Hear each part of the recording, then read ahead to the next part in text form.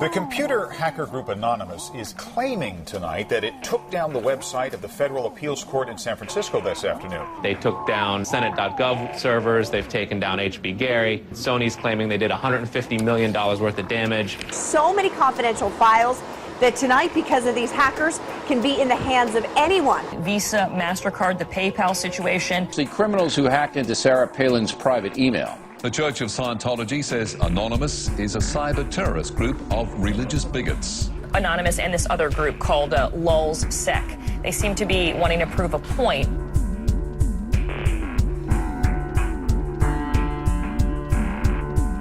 Anonymous kind of was like the big, strong, buff kid who had low self-esteem, and then all of a sudden punched somebody in the face and was like, holy shit, I'm really strong. Anonymous calls itself the final boss of the internet, and sometimes it proves to be really fucking true.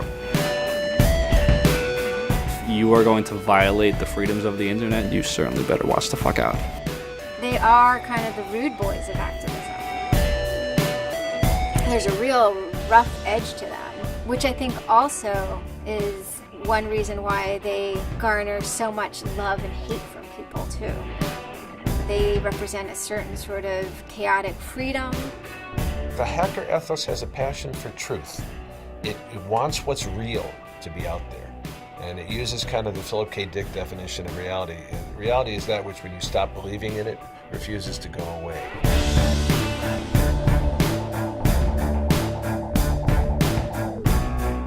We stand for freedom. We stand for freedom of speech, the power of the people, the ability for them to protest against the government, to right wrongs. No censorship, especially online, but also in real life. We have members throughout society and all stratas of it worldwide, yet we have no leadership. It's one voice, it's not individual voices. That's why we don't show our faces, that's why we don't give our names. We're speaking as one, and it's a collective. Good timing. So the FBI shows up at 6 in the morning and they drag me out into the cold, and there's guns and the little LED flashlight in the vest. It was really obnoxious. If you so much as sneeze on someone's tablet and the government's not happy about it, then you're a hacker. There's people that are dying for a flag, and they're being lied to. And maybe it's time for a new law. If I get the chance to do that, then so be it. And if 14 other people that are with me get the chance to do it, then so be it. You want to see Anonymous rise up, try to shut down the message. Try to squash the message.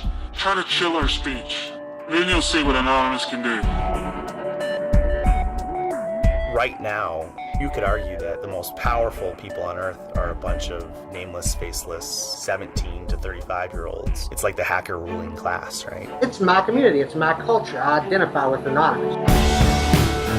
Whether they had a tiny part, or they had a substantive part in the Arab Spring or toppling of Tunisia and Egyptian governments, individual, young, nameless, faceless folks are having geopolitical impact. I mean, it's both exhilarating to realize that and terrifying to realize that. It kind of depends on how that power is wielded.